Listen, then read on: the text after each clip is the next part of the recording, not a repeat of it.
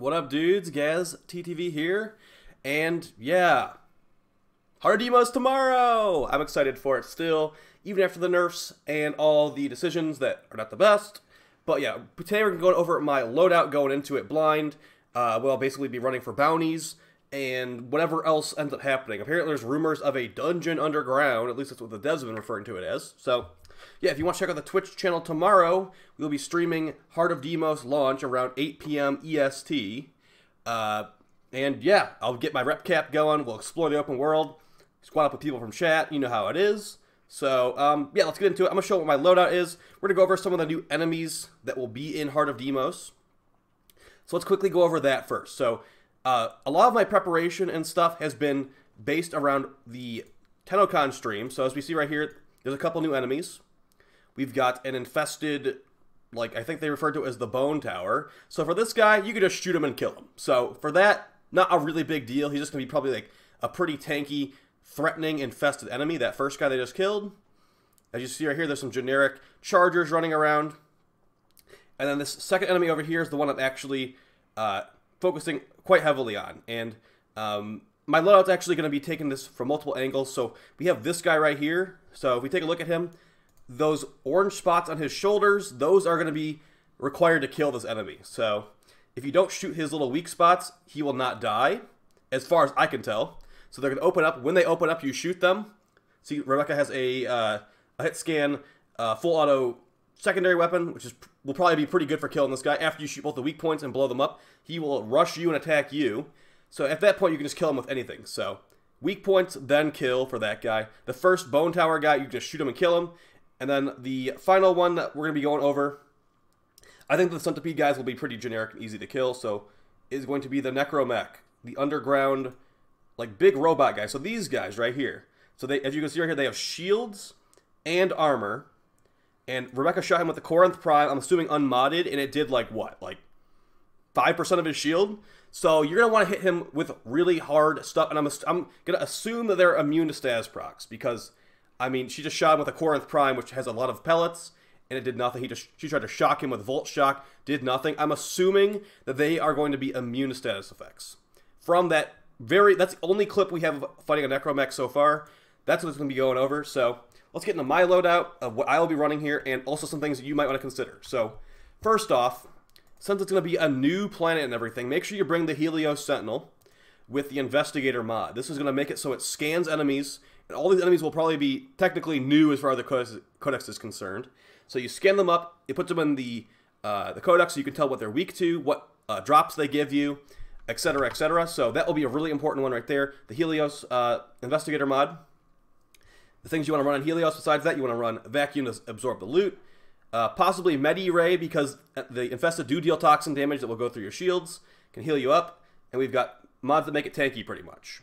And then Prime Animal Instinct, this will show you where the resources are on the map. So if there's like something you need to gather to build something new for Deimos, that will be great. Very important mod right here. And then Prime Regen, so just in case an infested does kill our Helios, he'll come back to life a couple times to keep on scanning. So very important stuff right there. See, this loadout's literally labeled Fortuna from when Fortuna came out. So we'll go ahead and switch that to Deimos as we move on to the new one. So alright, and then as far as the weapon for him, it doesn't actually matter. He won't be attacking things, but I pretty much have a generic stat stick loadout for my Death Machine Rifle.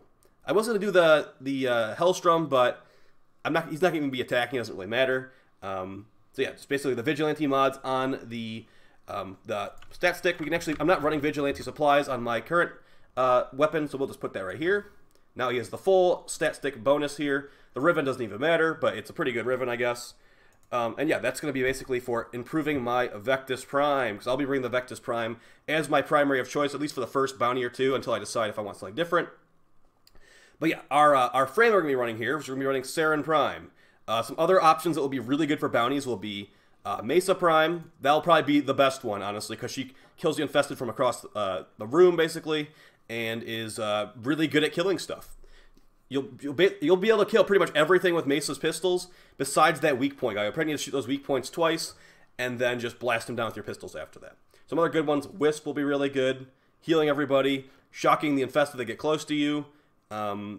good mobility, all that stuff. Ember will be great too, because Ember can just bombard the infested. They have no armor, and something with heat damage, pretty good choice there. Cora, of course, she does require on the combo multiplier quite a bit, but you know, Nova will also be good.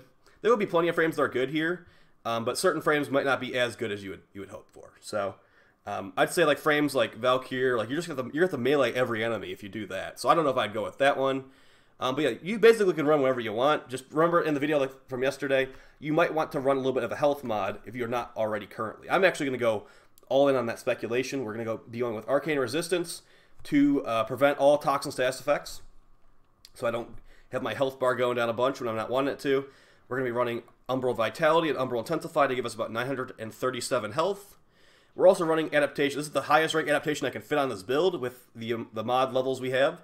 So that's going to make it where we get resistance to damage types. And the Infested, as we showed in the video yesterday, deal lots of different damage types. So that will be pretty important. Adaptation on a not like... So I'm not playing like Nidus or like a Naros or like some tanky frame. I'm playing Saren. Things like... I'm going to try to get every little eke of survivability I can get. So I could technically run triple Umbra, but I actually do want to run Venom Dose. And that's because of the Necramechs. I think that Necramechs... Well, of course, they'll be either weak to Corrosive or Radiation, because that's the types of armors that we have in this game, what elements they're weak to. So I'm going to mod my Vectis. I'm basically going to run an Eidolon build of my Vectis Prime, but I'm going to run Venom Dose as well. So in case they're not weak to Radiation, I'll hit them with Corrosive damage as well. 200% Corrosive damage additionally with this build. So the rest of it is just basically range and duration and strength, standard Saren stuff, to melt down the Infested with my Corrosive Spores and my Viral Miasma. Additionally, with this good amount of strength, we have additional toxin damage on our weapons. So we're going to basically be buffing ourselves with toxin damage and corrosive damage with Venom Dose. So the Necramech, I'll be bypassing his shield with toxin damage, which probably won't do much damage to him. I'll also be hitting him with radiation and corrosive damage at the same time. So, and radiation is actually decent against shields. So I think we're going to be tackling the Necramech pretty heavily here. So we're running the Vectis Prime with Prime Chamber, which is a lot of damage. You've also got pretty good Vectis Riven, critical chance multi-shot electric minus zoom. So if you didn't have a Vectis Riven and you wanted to do the same build, you just put Stormbringer in this slot, and it would be a little bit weaker, but it would still do the same kind of stuff. So the minus zoom is actually what I really value on this thing, because it will let me aim indoors a lot easier. But beyond that, I have Stabilizer just to have good follow-up shots on those weak point enemies.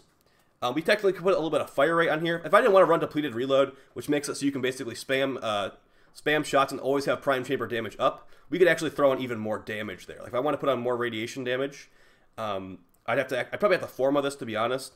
But yeah, you could put another dash polarity mod in this slot, and you would technically have more damage, but only every other, because that would make the Vectis's magazine size 2, the Vectis Prime, and I want every shot to have prime chamber. So that's why we're going with depleted reload here. That is basically just for Necramechs and possibly weak points.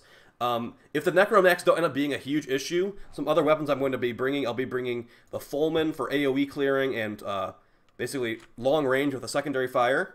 The Amprex is good for grouped up enemies.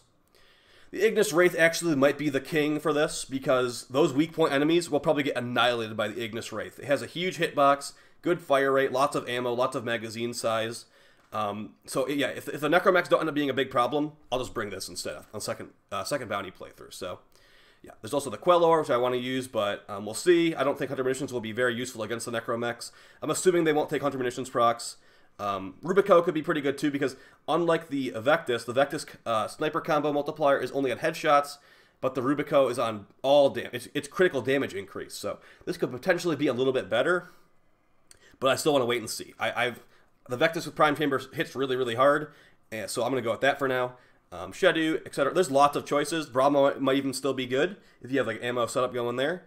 So yeah, we'll see. Like I have lots of choices I can go through, but I think that it will be hard-hitting weapons for those Necramechs.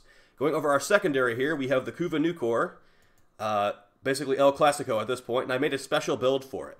It's going to be a viral and heat build as expected, but with heat actually being a lot higher than viral. And then we're also going to be running Target Cracker, because I don't need to get 10 viral stacks on these guys to actually kill them. I'm just going to need to basically hit them with a little bit of damage, and this will AoE chain them all up. Of course, you could go with Prime Pistol Gambit if you want to go for more crit consistency. Maybe I'll go for the quick test we're gonna do here. Let's do that instead. So, but besides that, we have eject magazine and never have to reload this thing. High heat damage, as you saw, and we have like basically multi-shot mods to give us increased damage and overall damage with Hornet Strike. My Riven, like I said, I might want to buy a new Riven for this, just for Heart of Deimos for faster kill times. And I have not tried the gas build out recently, but I'm going to go with Viral and Heat. I think that will be the most useful for the Kuva New Core, which is a 60% heat roll, by the way. Then the final weapon. Now this one is actually up to subject to change. See how important gas damage actually is for Heart of Deimos. But this is a build for anti-infested that does not rely on combo at all, because I will be running Zeteric. I don't want to worry about combo. So what we've got here is we've got Sacrificial Steel, Prime Fury, and then 2 dual stat 60/60 mods. This will get it so we're not depending on combo at all, and we have quick attack speed off the bat. So it's a gas build, because the infested are weak to gas, and with Saren's passive, she actually has increased status duration on enemies. So I believe that makes the gas cloud last longer. I don't actually know that. I haven't tested it, but I think that would be pretty good synergy right there. Make a gas cloud, like basically if the infested charge me, there's a gas cloud where I just hit the last infested, so they might die to it just by walking towards me. So also got Prime Smite Infested, double dips with the gas cloud. Pretty good stuff there. A really nice Riven, attack speed, critical damage, and Toxin minus finisher. And everything else is pretty standard. I could have gone with Prime Pressure Point here, but CO usually ends up working out a lot better on this weapon, so we're going to go with that. All right, and then moving on to our focus, I actually have a clip of all the focus stuff I'm going to show right here real quick. So basically, I wanted to make a video on this amp, but I kept forgetting to make a video on the amp, so we'll just go over it here. So the arcanes I'm running Arcane Repair, or rather Magus Repair, which is going to make it so when I go into Void mode, I heal 25% of my health per second. And that's for my allies too. You could definitely use Magus Elevate instead, which is going to be basically you dash back and forth between your operator and your Warframe and you heal really quickly. But I do believe there will probably be some lag on the first day of Deimos, so I'm going to go with Repair because Repair is actually fine with lag. Also running Magus Lockdown, very nice arcane there for stunning enemies. So here's the amp. We've got the Voice of the Void, as I named it, Lega Prism, so 6, 7, 5. Now the big important part about this is the 5 brace. So what the 5 brace does, the Amalthea I think it's called, it actually gives you increased operator energy regeneration. And my theory is that for Heart of Deimos, since it's a smaller open world, they might not allow us to use Arcwing there.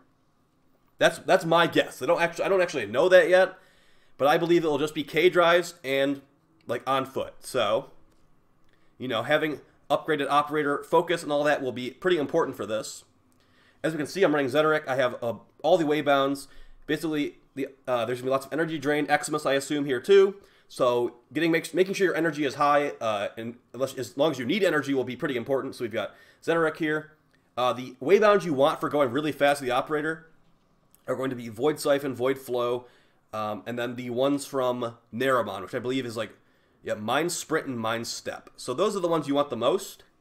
So that's what I got here. And then the Amalthea Brace is going to make it so I actually regenerate operator energy even faster, because word on the street is that the Worm Gods will not actually be boss fights. That is word on the street from Steve's Twitter. That the Worm fights will not actually be boss fights, so you're definitely not going to need anything involving operator damage on those Worm fights, because there will be no Worm fights. It seems that the only boss fights will be the Necramechs, unless there's something hidden. Like there was some data mine stuff a while ago. It may look like an infested dragon is somewhere, but we'll have to see. So yeah, as you see, like it's not super noticeable, the increased operator energy regeneration, but it does help a little bit. So what I'll usually do if I'm void dashing around is just like void dash, wait, as I'm falling, I'll be regenerating energy, do it again and again. You can basically stay in the air forever as long as you wait it out before you hit the ground. So that will be really, really good for mobility. Of course, if you're running Nova with a high range build, you can just teleport around really quickly, etc., etc. So now that we went over all the stuff, I think that's everything I'm supposed to show. Let's just quickly show how this works against a bunch of enemies here. Alright, so this guy charges in, gets one shot by the Vectis with radiation damage. Now we have corrosive and radiation damage. It will basically, didn't one-tap him, but it will one-tap pretty much everything else. So you don't even need to ADS it. So pretty good stuff right there. With the depleted reload, we can basically just spam fire like infinite magazine. there's just like a small cooldown between shots. If we used Arcane Momentum, we would actually we'd actually be able to fire even faster. We'd be able to fire as fast as the fire rate is for the Vectis with Arcane Momentum. So as you can see right there, we took lots of different damage types. We took cold from something, we took toxin, etc., etc. So let's do the gas here now. Now, the gas cloud actually destroyed him. That's the prime band of the infested. Dive in there. Now, if they walk into this gas cloud, let's see if the gas cloud. Yeah, they walk into the gas cloud, taking about 22,000 damage there. So pretty good stuff. Can't complain about that. So that's all with no combo. That wasn't even a crit right there. That's no combo required for that gas build. So that's basically going to be it for the video, guys. Hopefully you found this interesting and helpful. Like I said, I don't think the Worm Gods will be an actual boss fight. The Necramechs are the boss fights we're getting. I can't actually test against a Necramech, but something to keep in mind, they are most likely going to be robotic. Here's a good way to look at it. Let's look at Arachnoid. So this might be a good way to tell what you're fighting against here. So going to be Alloy Armor and Robotic. Actually, this one will be better. This one right here. Okay, so this honestly might be the best test we have right now for a Necramech. This Kite Arachnoid. I'm going to pause him because I'd like to teleport around and stuff. But pretty much they've got shield, armor, and robotic health. They are either machinery or robotics. So I'm going to pause the AI so they don't run around. So damage types you want in here. You want magnetic for the shield. Corrosive is bad against the shield. For the armor, radiation. And then for the robotic health, radiation is good. So radiation is going to be the best value against this type. And now they might make it where it's corrosive is the type of damage you want for the armor. But we'll find that on day one. So here is the Kite Arachnoid. So as you see, the radiation is doing pretty good. Let's buff ourselves with corrosive damage and toxin here. So see, the toxin went through to his health. And then once the shield's gone, he's just done so. So the Vectis Prime with Prime Chamber and radiation will be most likely pretty good. And with the Venom Dose Saren, you're going to hit double duty there. So we're already hitting his health with the 3 from Saren's, the buff from Saren's 3. So pretty good stuff there, guys. That's it for the video. I will see you tomorrow for Heart of Deimos. Take it easy. Make sure you get that Helios with that scanner equipped. And yeah, guys, have fun. Peace.